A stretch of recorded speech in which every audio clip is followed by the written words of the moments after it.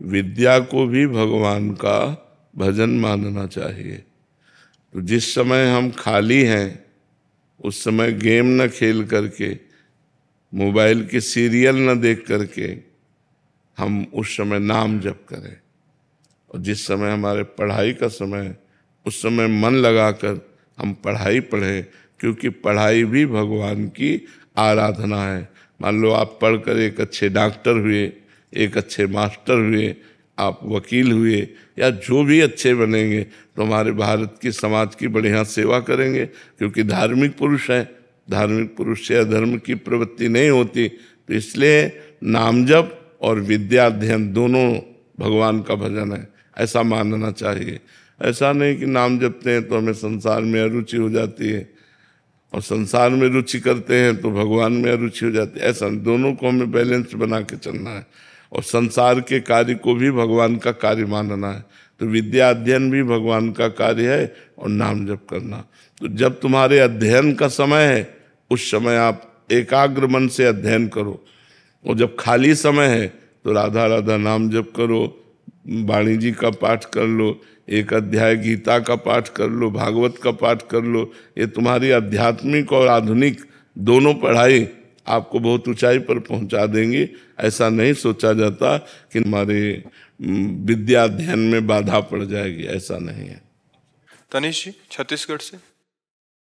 महर्षि, आज के इस युग में जहां हर तरफ तनाव, मोह, माया और विचलता है, एक सामान्य व्यक्ति कैसे निरंतर भगवान का स्मरण करते सांसारिक कर्तव्य निभा सकता है? भगवान के नाम में इतनी सामर्थ्य है कि एक 5 वर्ष का बालक प्रहलाद एक महातपस्वी, महाबलवान त्रिभुवनपति हिरण्यकश्यप के द्वारा विघ्न उपस्थित करने पर किसी भी विघ्न से पराजित नहीं हुआ। 5 वर्ष के प्रहलाद जी, और त्रिभुवनपति विघ्न डाल रहा है, आग में जला रहा है, विष पिला रहा है, हर तरह से मारने की कोशिश कर रहा है, लेकिन उस बालक के अंदर कोई भय नहीं, कोई पीड़ा नहीं, और किसी भी तरह की कोई विक्षेप वृत्ति नहीं। क्यों? क्योंकि भगवान का नाम जप चल रहा है। अगर नाम जप हम जबरदस्ती चलाएं तो धीरे धीरे सब विघ्न नष्ट हो जाएंगे और नाम स्वाभाविक चलने लगेगा। नाम मंगल भवन है, नाम महासुखमय है, नाम समस्त शुभ अशुभ विनायकों को परास्त करने की सामर्थ्य रखता है। जीते विनायक शुभ अशुभ, विघ्न करे नहीं कोई, विघ्न करे नहीं कोई, डरे कलिकाल कष्ट भय, डरे कलिकाल कष्ट भय, हरे सकल संताप हरसि, हरि नाम जपत जय। जो भगवान का नाम जप करता है उसकी विजय होती है। कलयुग अपने पूरे सेवकों के साथ डरता है। कलयुग के जो पार्षद है, कलयुग का जो परिकर है ना, जो नष्ट करने वाला है जीव को, वो सब डरते हैं जो भगवान का नाम जप करते हैं। तो नाम जप करो, नाम जप में बड़ी सामर्थ्य है। समस्त विकार द्वंद्व इनसे हम जीत जाएंगे यदि नाम जप है। नाम जप नहीं है तो फिर कोई बचाने वाला नहीं। प्रवाह चल रहा है, इसी प्रवाह में भोग विलासिता, व्यसन, व्यभिचार, नाना प्रकार की कुवासनाएं वो हमें घसीटे लिए जा रही। सब आज वो गया, कल वो गया, सब ऐसे लेते चले जा रहे हैं। अधिक मात्रा में हमारे दिमाग का जितना प्रयोग है वो भोगों की तरफ जा रहा है, वासना की तरफ जा रहा है। उपासना या अध्यात्म की तरफ या धर्म की तरफ तो कोई बिरला ही सत्संग के प्रभाव से ले जाए, नहीं तो हमारा प्रवाह जा रहा है गलत दिशा में। इसलिए नाम जप करो, सत्संग करो, शास्त्रों का स्वाध्याय करो, पवित्र भोजन करो, तब आपका जीवन उन्नतिमय होगा। ललित कुमार जी दिल्ली से। राधे राधे महाराज। राधे राधे महाराज जी, आपके आशीर्वाद से जब से नाम जप शुरू किया है ये अंतर आया है कि पहले मुझे जब भी क्रोध आता था तो मुझे लगता था कि ये अनिवार्य था और इसके अलावा कोई और उपाय नहीं था, लेकिन अब मुझे जब भी क्रोध आता है तुरंत बात लगने लगता है क्या बिना क्रोध किए काम नहीं चल सकता, लेकिन पूरी तरह से इस पर नियंत्रण पाने में अभी असमर्थ महसूस कर रहा हूँ। क्या कभी ये संभव हो पाएगा? क्या पूरा संभव हो जाएगा। नाम जप छोड़िएगा नहीं, इसी को बढ़ाते रहिएगा। नाम जप में बहुत सामर्थ्य है। विवेक पूर्वक हम उस बात को बड़ी नम्रता से भी कह सकते हैं, जिसको हम सामने वाला क्रोध से कह रहा है, हम बड़ी नम्रता से कह सकते हैं, मुस्कुरा के कह सकते हैं, और वो क्रोधित होता रहे और मुस्कुराहट से अपनी बात कह के चल दिए। जहाँ क्रोध की ज्यादा संभावना हो वहाँ टिकना नहीं चाहिए। ज्यादा देर टिकने पर हो सकता है हमारा संयम बिगड़ जाए, इसलिए अपनी बात कहे और चल दे, फिर देखे, बाद में देखा जाएगा। क्योंकि उस समय तत्काल में उत्तर प्रत्युत्तर यदि होने लगा तो फिर उपजे क्रोध ज्ञानी के ही है। मतलब अपने लोग तो अज्ञानी जीव हैं, बड़े बड़े ज्ञानियों के भी हृदय में क्रोध का प्रादुर्भाव हो जाएगा। उत्तर प्रत्युत्तर दिए, जहाँ बात पे बात हुई तो फिर क्रोध आ जाए। हमें चाहिए अपनी बात कह के चल देना। हम क्रोध से यदि बचना है तो हमको अपनी बात कह देना, हट जाना है। क्योंकि अगर वो फिर दोबारा कहेगा, हम फिर बात बोलेंगे तो फिर क्रोध आ जाएगा, फिर संयम टूट जाएगा। नाम जप और बढ़ाते रहिए और संयम से कीजिए। बड़ी कृपा है जो आप काम क्रोध आदि को संयम में लेना चाहते हैं, बड़े भगवान की कृपा है। पवन जी छत्तीसगढ़ से। राधे राधे महाराज जी। महाराज जी, अच्छे इंसान को हमेशा बुराइयों का सामना क्यों करना पड़ता है? अच्छे इंसान को हमेशा बुराइयों का सामना करना पड़े ऐसा तो नहीं है, लेकिन बुराइयों का सामना करना पड़ता है क्योंकि बुराइयों का ही बाहुल्य है। बाहुल्य अच्छाइयों का नहीं होता। अच्छे आदमी अंगुलियों में गिने जा सकते हैं, बुरे आदमियों की भीड़ मिलेगी। पार्टी में पेन कापी लेके बैठो, कितने लोग शराब नहीं पिएंगे?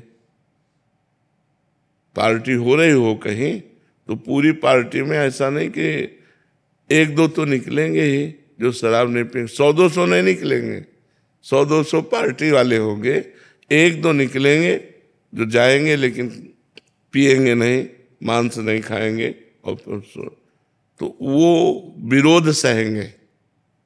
जो खाते पीते हैं वो उनका उपहास करेंगे, देखो ये बड़े भगत बनते हैं, या ऐसे उपहासास्पद उसको बनाएंगे 4 लोग मिल करके। तो जो नहीं खाए पिएगा उसको उन बुराइयों का सामना करना पड़ेगा, उसको सहना पड़ेगा, उनका उपहास सहना पड़ेगा, औरों की द्वारा की गई निंदात्मक बातें सहनी पड़ेंगी। अच्छा आदमी बहुत कम है। हीरे की असली दुकान बहुत कम है, नकली बहुत ज्यादा होंगी। आभूषणों की नकली दुकानें, नकली जो आभूषण बिकते हैं उनकी बहुत दुकानें हैं, लेकिन असली आभूषणों की दुकानें तो बहुत कम होंगी। नकली खरीदने वालों में भीड़ लगी रहेगी, असली वालों में कोई 1-2 ऐसे जाएगा, क्योंकि लाखों करोड़ों में उनकी बात होती है और ये 100-200 हज़ार की बात होती है। जो कई करोड़ का हार बनेगा, ठीक वैसे ही नकली हार सैकड़ों में, हजारों में ले लीजिए, 10,000 5,000 में मिल जाएगा, और जो करोड़ों का मिलता है। तो अच्छाई और बुराई, असली और नकली, इनमें बड़ा भेद है। तो अच्छाई को लोग कम पसंद करते हैं, बुराई को ज़्यादा पसंद करने वाले लोग हैं। तो जब अच्छाई पे आप चलोगे तो जो बुराई को पसंद करते हैं वो आपका विरोध करेंगे, बेमतलब वो आपके पीछे पड़े रहेंगे, वो आपको अपना बनाना चाहेंगे। पर आपको चाहिए अपनी अच्छाई के मार्ग पर चलें, डट के चलें, सबसे हट के चलें, और जो बुराई हमको सहनी पड़े वो हम सह जाएं, लेकिन अपनी अच्छाई को न छोड़ें, अपने धर्म को न छोड़ें। ज्योति बहल जी। राधे राधे महाराज जी। महाराज जी, शिव जी के नाम में मेरा बहुत प्रेम है और मैं आपके एकांतिक वार्तालाप रोज देखती हूँ और सुनती हूँ। प्रतिदिन ऐसा करने से और मन में आपको अपना गुरु मानने से राधा नाम में मेरी रुचि दिन प्रतिदिन बढ़ती जा रही है। मेरी जिज्ञासा है कि क्या ये झुकाव शिव कृपा का फल है या फिर बार बार आपके सत्संग का? शिव कृपा का फल है, शिव कृपा का फल है। भगवान शंकर जब कृपा करते हैं तो प्रभु में, प्रियाजू में प्रेम होता है। जा पर कृपा न करें पुरारी, सो न पाओ मुनि भगति हमारी। भगवान शंकर जिस पर कृपा नहीं करते उसे भगवान श्री हरि की विशुद्ध भक्ति प्राप्त नहीं होती। इसलिए ऐसा मानो कि भगवान शंकर की कृपा से ही राधा नाम में, हरि नाम में, कृष्ण नाम में, राम नाम में ये प्रीति होती है। प्रशांत पारिक जी, राजस्थान से। राधेश्याम गुरु। राधे राधे महाराज जी। महाराज जी, गुरु अपने सभी शिष्यों के साथ समान आचरण करते हैं, लेकिन कभी कभी मन में ये प्रश्न उठता है कि जो शिष्य गुरु से दूर रहकर समान आचरण नहीं करते, पक्षपात रखते हैं। जैसे 4 बच्चे हैं और उनमें से एक बच्चा केवल गुरु की आज्ञा का पालन करता है,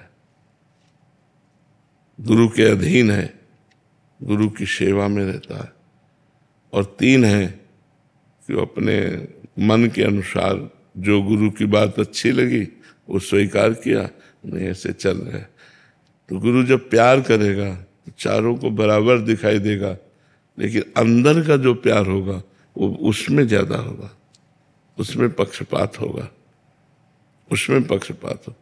आपसे गलती पड़ेगी तो आपको उपदेश करके डांट देंगे, और उससे गलती पड़ेगी तो आगे हो जाएंगे, उसको पीछे करके स्वयं आगे हो जाएंगे कि दास की गलती स्वामी की गलती मानी जाती है, आप मुझे क्षमा कीजिए या दंड दीजिए, सेवक से जो गलती हुई वो मेरे से ही गलती हुई।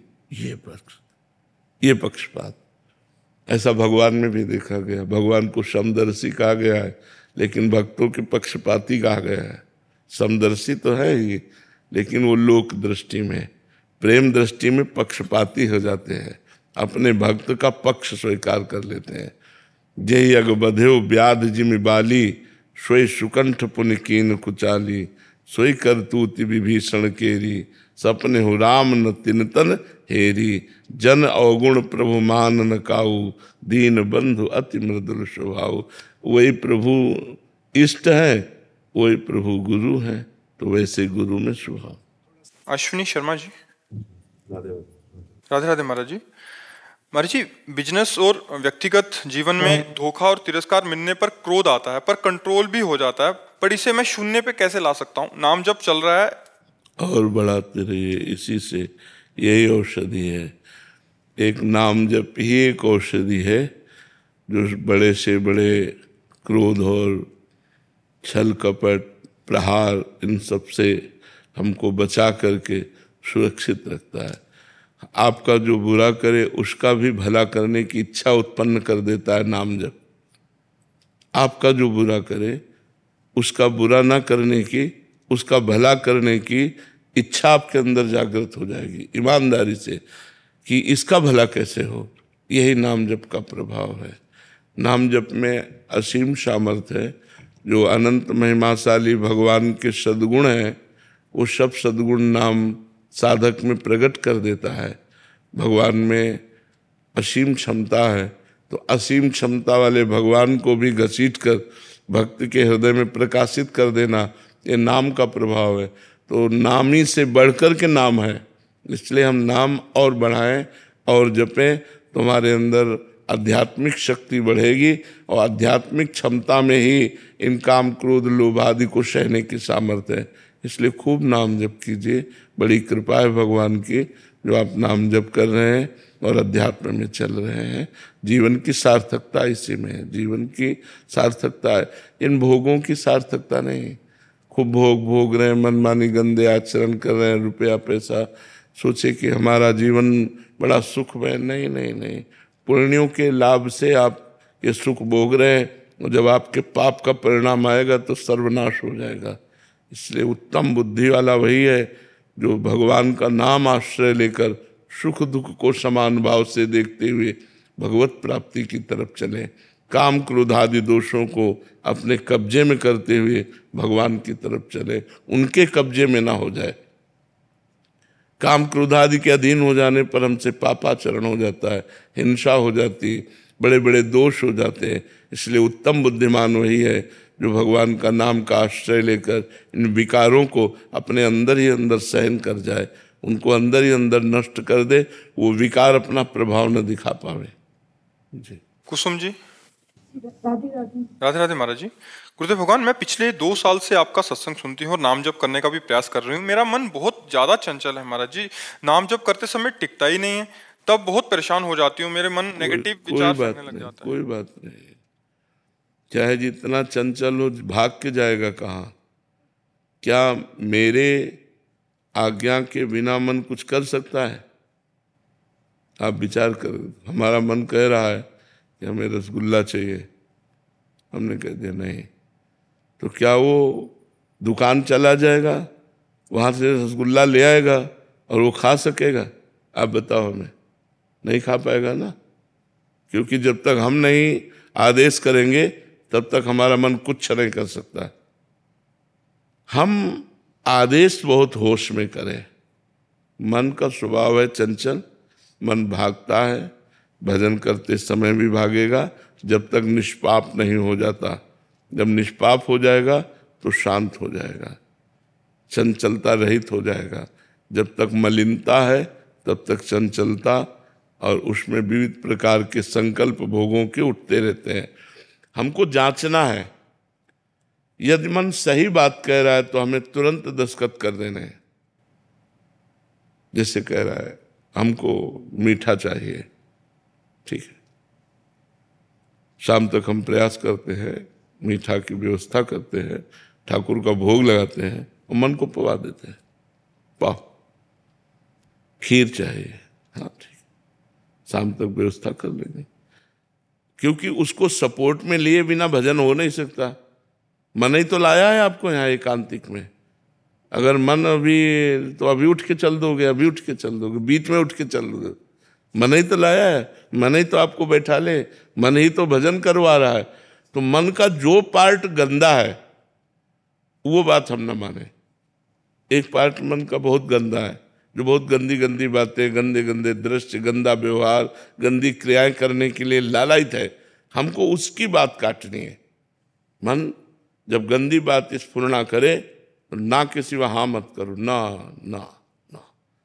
और जब धर्म संग चलो वृंदावन, हाँ हाँ चलो एकांतिक सुनते हैं, हाँ बिल्कुल चलो चलो, चलो बिहारी जी, हाँ चलो बिहारी जी। उसका जो अच्छा पार्ट है उसमें उसको सपोर्ट करें, जो उसकी गलत मांग है, गलत बात है, उसका हम निषेध करें, तो धीरे धीरे हम अच्छाई बढ़ाते चले जाएं और बुराइयों पर काबू पा सकते हैं। धीरे धीरे मन चंचलता रहित हो जाएगा। धैर्यपूर्वक नाम जप करते रहें और मन की गलत सलाहों पर ना माने, उन पर दस्तखत ना करें। उसकी बात जब नहीं मानेंगी तो जलाएगा, वो जलन सह जाओ। यमहीन व्यथ्यन्ते पुरुषम पुरुषर्षभ सम दुखा सुखाधीरम स्वमृतत्वाय कल्पते। जो मन के द्वारा दिए हुए व्यथा को, जलन को सह जाता है, व्यथित नहीं होता है, वो अमृत पद का अधिकारी हो जाता है। इसलिए सहो और खूब नाम जप करो। श्री हरिवंश महाराज जी, विरह की अग्नि को शांत कैसे किया जाए जब जिया नहीं जाए तो? ऐसी विरह अभी नहीं है, नहीं, प्रश्न ही नहीं होता। जब ऐसी विरह पैदा होती, जिया नहीं जाता, तो उसमें कहा भी नहीं जाता, उसमें कहा नहीं जाता। वो तो आह है अंदर की, जैसे दिल को कोई मसला करे। शायद इसको ही इश्क कहते हो, जैसे कोई दिल को मसला करे। उर्दू में प्रेम को इश्क कहते हैं, वो भी शायद ऐसा बोल रहा है, क्योंकि अनिर्वचनीयम प्रेम स्वरूपम। प्रेम ऐसा होता है कि जब अपने हृदय में अपने प्रीतम के मिलन की चाह लगती है, तो उस चाह को इतना गुप्त रखता है प्रेमी कि वो भी न जान जाए जिसके लिए हम चाह करते हैं।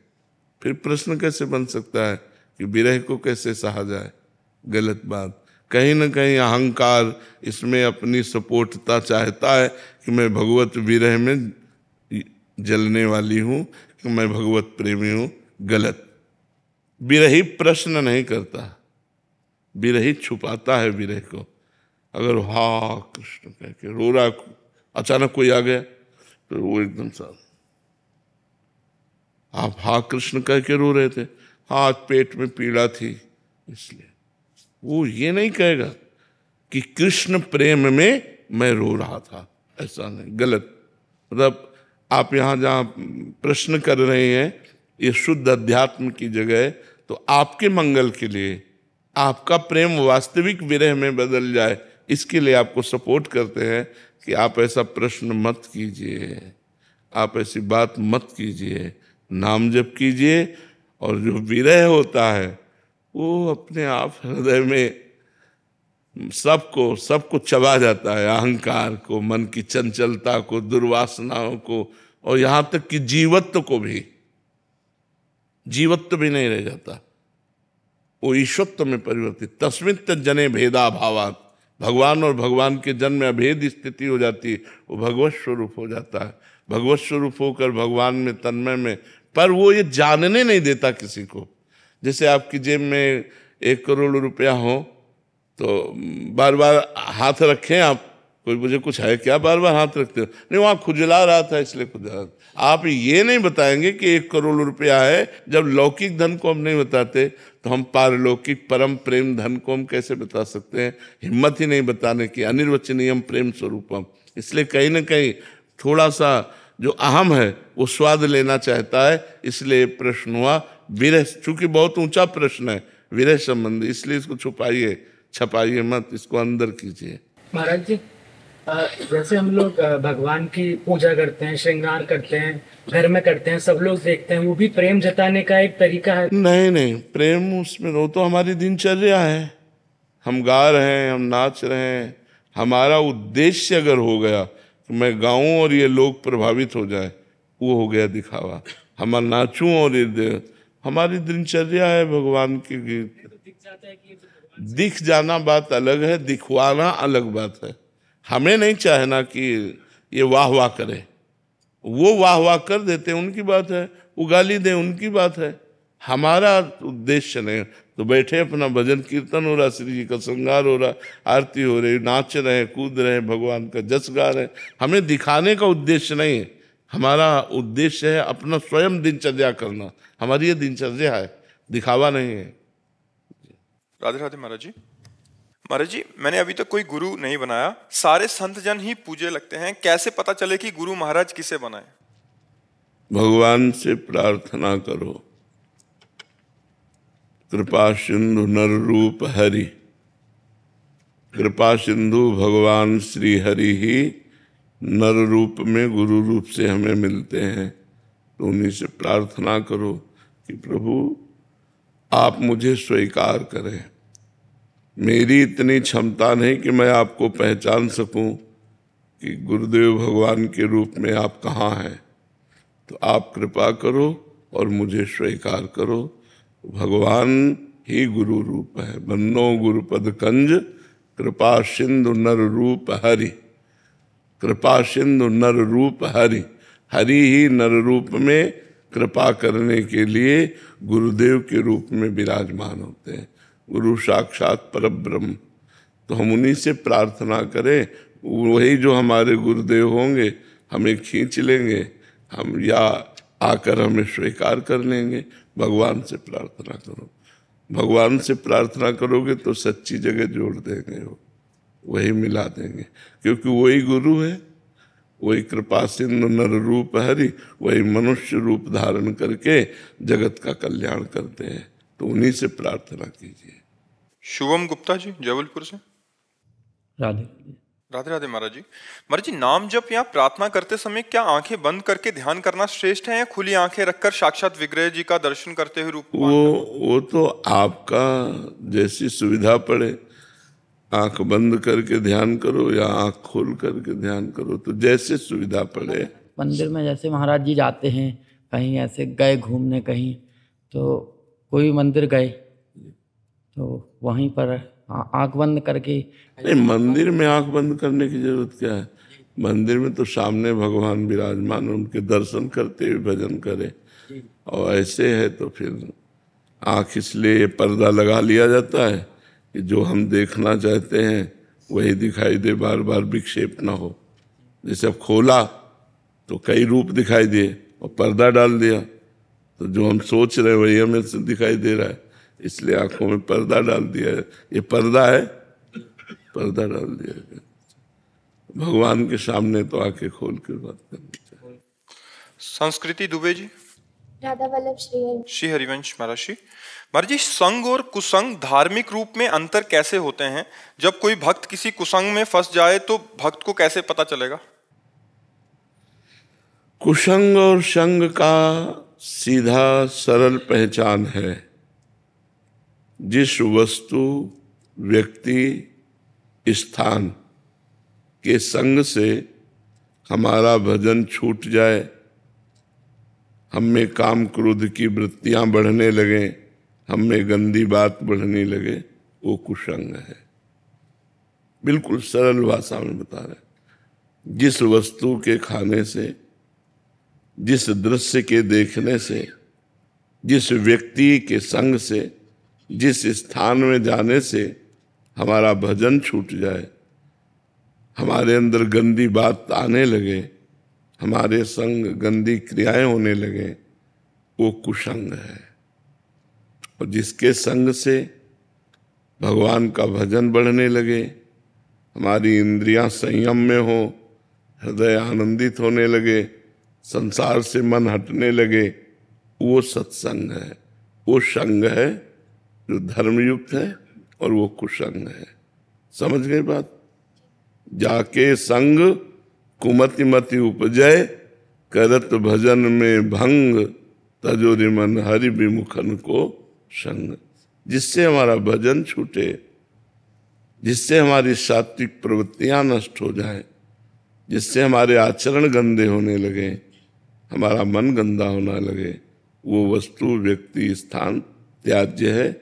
वही भगवान की माया के द्वारा कुसंग की रचना की गई है, ऐसा समझना चाहिए। वो कोई भी हो, जाके संग कुमति मति उपजय, करत भजन में भंग, ये कुसंग है। जिसके संग से भजन छूटे वो कुसंग, और जिसके संग से भजन बने वही सत्संग, वही वस्तु, वही स्थान, वही व्यक्ति का हमें बार बार सेवन करना चाहिए, जिसके संग से भजन बने। महर्षि, इसमें एक भागवतिक जो मार्ग है, इसमें जैसे नए नए चलना शुरू हुए, बाहर से आए, अभी क्या हुआ कि विपरीत शरीर वालों का संग हो गया। अभी तो अच्छा लग रहा है कि दोनों बढ़िया वृंदावन जा रहे हैं और फिर नाम जप कर रहे हैं, पर बाद में धीरे धीरे, क्योंकि वृत्तियां काबू में नहीं है, बाद में फिर महाराज जी कुसंग का रूप धारण कर लेती हैं, ऐसा प्राय। देखो, काम क्रोध लोभ मोह मद मत्सर, ये 6 दोष हैं जो जीव को पतन के मार्ग में ले जाते हैं। इससे साधक कैसे बचे महाराज जी? वही बताया ना कि जिस वस्तु व्यक्ति स्थान के संग से हमारा भजन छूटे, हमारे गंदे आचरण बनने लगे, हमारा मन गंदा होने लगे। चूंकि क्या होता है, इन अवस्थाओं में जैसे भजन मार्ग में चल रहे हैं और साल भर से संयम में है, मन को एक जलन होती है, उसको भोग चाहिए। खुली बात समझो, मन को विषय चाहिए। अब कोई विपरीत शरीर वाला पुरुष को स्त्री मिल गया, या स्त्री को पुरुष शरीर वाला मिल गया, और दोनों साधक हैं, दोनों संयम में चल रहे हैं, पर दोनों का जे भी मिलन हुआ वो हमारा तुम्हारा पूर्व का संयोग है, और फिर वो गलत आचरण शुरू हो जाते हैं। तो हमें लगता है कि इसीलिए गुरु आज्ञा में रहना अनिवार्य है, गुरुजनों की आज्ञा में रह करके, कि अगर ऐसा है कि भगवान का हमारा आपका संयोग है तो चलो गुरु जी के पास और उनसे हाँ करवा दो। तब तो गुरु से चल तो भाग जाएगा, फिर कोई साथ थोड़ी आएगा। फिर ऐसे क्या है कि मीठी मीठी बातें करके हम लोग आपस में भ्रष्ट हो जाते हैं, और फिर जब साल 6 महीना बाद कटुता पैदा होती तो फिर अलग अलग होकर एक दूसरे की निंदा करने लगे। फिर साल 6 महीना रहे तो फिर वो याद आने लगता है विषय सेवन, जहाँ विषय सेवन याद आया फिर वो काम जगा, फिर दूसरा कोई मिल गया, फिर भ्रष्ट हो गया। ऐसे जन्म के जन्म हम गंवाते चले आ रहे हैं। बहुत मिठास है सोचने में। ध्यायतो विषयान पुंसान संगास्तेषुपजायते संगात संजायते कामा। ये बात बहुत समझनी साधक साधिकाओं को कि अगर आप वास्तविक भगवत प्राप्ति करना चाहते हैं और विपरीत शरीर का संग करेंगे, स्त्री शरीर का संग पुरुष शरीर का स्त्री शरीर, तो बचना असंभव है। चाहे जितनी कसम खा लो और चाहे जितनी पवित्रता से रहने का नियम ले लो, बच नहीं सकते। आज नहीं तो कल, कल नहीं तो परसों आप भ्रष्ट ही हो जाएंगे। अगर स्त्री शरीर को आजीवन ब्रह्मचर्य रहना है तो ऐसे कथा सत्संग आदि की बात अलग है, अपने वास में, निवास में प्रवेश नहीं होना चाहिए। बहुत सारा युवा वर्ग आपसे जुड़ा हुआ है, कॉलेज के बच्चे जुड़े हैं, वो नए नए बच्चे हैं, बाहर से आते हैं, तो प्रायः हम आपको बताएं ना, ये गंदगी बहुत फैल रही कि हम तुम साधक हैं। जी महाराज जी, वो संग तो अच्छे के लिए हुआ, दोनों भगवत प्राप्ति के मार्ग पे चलेंगे, फिर वो कुसंग में परिणित हो गया। हाँ, अब जैसे नई नई बच्चियां, नए नए बच्चे भजन करना चाहते हैं, अब अंदर इंद्रियों की विलासिता मांग कर रही भोगों की, तो कहीं ना कहीं आकर्षण हुआ, वो भजन नहीं हो। पर बचना चाहे तो बच सकता है, जब आप ही नहीं बचना चाहते तो कौन बचा सकता है। जब आप ही भ्रष्ट होना चाहते हैं, बिल्कुल रकील खींच दे और भगवान का भरोसा रखे, भजन करे तो बच जाए। नहीं तो मन बहुत बेईमान है ना, वो ऐसे राजी कर देता है कि यार कुछ तो है जो संसार आसक्त है, इसमें साधक सोचता है, और मेरा मन लालच, एक बार देख लेते हैं, और एक बार गया कि ऐसा दलदल है, निकल पाना बड़ा कठिन होता है। तो हमें लगता है जिसके संग से हमारी इंद्री, हमारा मन भगवान से विमुख होकर भोगों की तरफ जाए, वो सीधा कुसंग है। कोई भी हो, मन बड़ा बलवान है, जब तक भगवत प्राप्ति नहीं हो जाती तब तक ये भ्रष्ट कर सकता है, चाहे 50 वर्ष का हो, चाहे 80 वर्ष का हो, ये कुछ इससे फर्क नहीं पड़ता। मन में कोई फर्क नहीं पड़ता, चाहे वो 80 वर्ष का वृद्ध हो, वो भ्रष्ट आचरण की तरफ चेष्टा करेगा। जब तक मन भगवदाकार नहीं हो जाता, मन ब्रह्म साक्षात्कार नहीं कर लेता, तब तक ये सब हालत बनी रहेगी। और ये बहुतायत होगा। बहुतायत इसलिए होगा कि इंद्रियों को रोकना और मन को रोकना बहुत कठिन है। ये जाने मोरी छाती बचपन से बाबा जी है ना, बहुत रोग आके इस मार्ग में आगे बढ़ा जाता है। ऐसे थोड़ी बढ़ जाएगा कोई, ऐसे कोई नहीं बढ़ सकता ये मैं निकल गया, ऐसा नहीं। कोई नहीं पीड़ा समझता हृदय की, जो संत हृदय की पीड़ा होती है उसे केवल भगवान समझते हैं। एक एक कदम कष्ट में सहते हुए, आखिरकार मनुष्य ही तो है, हृदय में उनके भी है, पर कोई तभी भगवान फिर कृपा करके दर्शन देते हैं जब देखते हैं सब कष्ट सहते हुए मेरे लिए, तब भगवान अपना लेते हैं। तो कष्ट सहकर चलना एक चढ़ाई पे चलना है, और फिसलना बहुत आराम से है। तो फिसलने के तो बहुत चांस हैं और चढ़ने के बहुत कम चांस हैं। चढ़ने में थोड़ा, फिसलने के तो गली गली चांस हैं, चाहे जहाँ फिसल जाओ, लेकिन चढ़ने के बहुत कम चांस हैं। तो अपने को बचाना चाहिए। अपने को इतना दृष्टि में तो समझ में आ ही जाता है कि हम फिसलने जा रहे हैं, और पर वो फिसलना अच्छा लगता है, बात ये है ना। इसलिए साधुकों से प्रार्थना है कि गृहस्थ धर्म को अपना करके चलो, पाप कर्म मत कर। अगर आपके मन में पुरुष या स्त्री के प्रति आकर्षण है तो आप गृहस्थ धर्म भगवान ने बनाया है। चोरी चोरी क्यों, भयभीत होके क्यों, स्वीकार करो, दोनों पति पत्नी बन जाओ और गृहस्थ धर्म में आराम से चलो और भजन करो। और जब तुम्हारा भोगों से मन निवृत्त हो जाए, दोनों कसम खा के वैराग्य ले लो अंदर वाला और भजन करो। नियम ले लो कि आजीवन ब्रह्मचर्य रहेंगे, अब भजन करो। वो तो ठीक हमें लगा, लेकिन ऐसे इधर उधर दृष्टि मारना हो, ये सब तो चाहे बच्ची हो चाहे बच्चा हो, चाहे साधक हो चाहे साधिका हो, हम प्रार्थना करते हैं कि यदि विरक्त मार्ग में कदम रखो तो आजीवन जलना है। ये हमारा शब्द याद रख लो, जलना है, सिर्फ जलना है। क्योंकि जब तक पूरे पाप नष्ट नहीं हो जाएंगे जब तक मन इंद्रियां पवित्र नहीं हो जाएंगी तो भगवान का दर्शन खिलवाड़ समझते हो क्या? निर्मल जन मन सो मोहि पावा, मोहि कपट छल छिद्र न भावा। भगवान क्या कह रहे? कपट छल दोष इनका त्याग करके जिसका मन निर्मल हो गया है वो मुझे प्राप्त कर लेता है।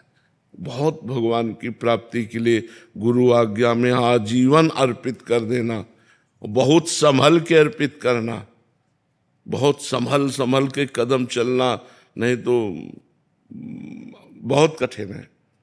ये आग रखी हो और ये घी रखा हो तो संयोग हो या ना हो घी पिघल जाएगा कि नहीं पिघल जाएगा? आग रखी है और ये घी रखा है, दोनों के बीच में जगह है, लेकिन घी की आप आकृति देखते जाओ वो पिघलता चला जाएगा।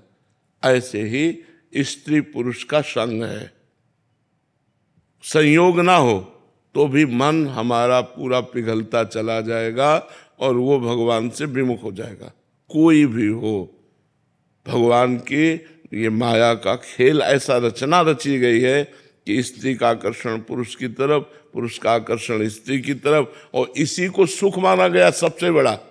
अब देखो ना संसार में तो साधक साधिका और पूरे जीवन को जब भगवान में अर्पित करते हैं तब भगवान को प्राप्त होते हैं। तो ऐसे आचरणों में ना फंसो, शुद्ध भगवत मार्ग अपनाओ, चाहे गृहस्थ में चाहे विरक्त में, कि न गृहस्थ के हुए और न विरक्त के हुए तो अपना जीवन बर्बाद हो जाएगा। फिर व्यभिचार से ठीक नहीं रहता, पर है बहुत बलवान। ये ऐसा मत समझो कि मतलब बड़े बड़े ज्ञानियों को भी भ्रष्ट कर दे भगवान की ऐसी दुरंत माया है। इसलिए हमें लगता है अगर थोड़ा भी गड़बड़ी हो तो गृहस्थ में चलना चाहिए। विरक्त तो बनने का अधिकार उसी को जो मर गया। जीवित मर जाए उलट आप में समाए, यह दिलगिरी है। मन मार्या तन बस में कीन्हा, हुआ भरम सब दूर, बाहर से कछु दिखत नाही, अंदर चमके नूर। आपो त्याग जगत में बैठे, नहीं किसी से काम, उनमें तो कछु अंतर नहीं, संत कहो चाहे राम। वो बात बहुत अलग है। तो बहुत संभल के चले, नहीं आए थे हरिभजनन का, औंटे लाख कपास। एक उदाहरण में बताते हैं, एक कंचन एक कामिनी, ये लांबी तलवार, आए थे हरिभजन का और बीचे लीन्ही मार, बीच में ही काट के गिरा दिया। तो बहुत संभल के चला जाए तो ठीक है। सुरम्या शर्मा जी। राधे राधे राधे महाराज जी। महाराज जी, वर्तमान समय में प्रशासनिक जो सेवाएं देख रहे हैं उनके लिए आपका क्या संदेश है, जो प्रशासनिक सेवाएं देखते हैं? हमारी तो यही प्रार्थना है कि आपको भारत सरकार ने जो पेमेंट निश्चित की है उससे अपने जीवन को, व्यवहार में जो खर्चा है, जो परिवार का पोषण है, उससे अपने जीवन को पुष्ट करें। घूस या किसी भी तरह से प्रलोभन में फंसकर अन्य धन को स्वीकार ना करें, क्योंकि उससे अधर्म हो जाएगा। यदि कोई दोषी पुरुष आपको रुपए दे करके अपने पक्ष में आपको करके बच जाता है और निर्दोष दंड पाता है तो आपकी हानि हो जाएगी। वो रुपए आपके परिवार को बुद्धिहीन करेगा, क्लेश और अशांति पैदा करेगा और आप दुखी हो जाएंगे। यदि आप अपनी सेवा को धर्म मानकर, राष्ट्र सेवा मानकर, भगवत पूजा मानकर करें और जो पेमेंट मिलती है उसी से गुजारा करें, घूस या किसी भी तरह का प्रलोभन न रखें तो, और नाम जप करें तो इसी से आपको भगवत प्राप्ति हो जाएगी। क्योंकि राष्ट्र सेवा का एक अंग आपको मिला है। आप किसी भी डिपार्टमेंट में हो, राष्ट्र सेवा भगवान की सेवा है। जब राष्ट्र की बात आती है तो भगवान होता है, राष्ट्र हमारे लिए भगवान है। तो हम डॉक्टर हैं या मास्टर हैं या पुलिसमैन हैं या कोई भी है या आर्मी है, हम सब राष्ट्र सेवा में लगे हैं, सब राष्ट्र सेवा के अंतर्गत है। तो जो भारत सरकार ने हमारी फीस निश्चित कर दी है कि तुम्हें प्रति महीने इतनी पेमेंट मिलेगी, हमको चाहिए अपने पेमेंट से गुजारा करना, नमक रोटी खा के, भले साइकिल से चलना पड़े, लेकिन धर्म विरुद्ध हम बिल्कुल आचरण नहीं कर सकते। दोषी को कभी हम बख्श नहीं सकते और निर्दोष को कभी आँच नहीं आने देंगे। अगर ऐसी वृत्ति रखी जाए तो हमें लगता है वो सेवा भगवान की प्राप्ति का हेतु हो जाएगी। हमें जैसा कल एक वकील साहब आए थे, हाई कोर्ट में कहीं सेवाएं देते हैं, कि मैंने भी यही जो आपका ये वचन था ये बोले कि अरे इतने से फिर गुजारा नहीं होगा, मतलब फिर मतलब दिक्कत आ जाएगी घर चलाने में। मतलब वो उसके बाद भी वो कह रहे थे कि हम धर्म पूर्वक चलने का प्रयास कर रहे हैं, बट उतना तो करना पड़ेगा इतने, क्योंकि वासनाएं इतनी बढ़ गई हैं, आवश्यकताएं इतनी बढ़ा ली गई हैं कि अब उनके लिए हमको विलासिता के लिए अधिक धन चाहिए। तो अगर अधार्मिक पुरुषों के द्वारा दिया हुआ धन और हम उससे विलासिता, तो यहाँ गुजारा कर लो जैसे कर लो, फिर नरक में गुजारा अच्छे से होगा। कह रहे जब धन दिखता है ना कि इतना दे रहा है तो फिर वो वृत्ति बिगड़ जाती है, तो फिर आगे उसका परिणाम भी तो देखना चाहिए।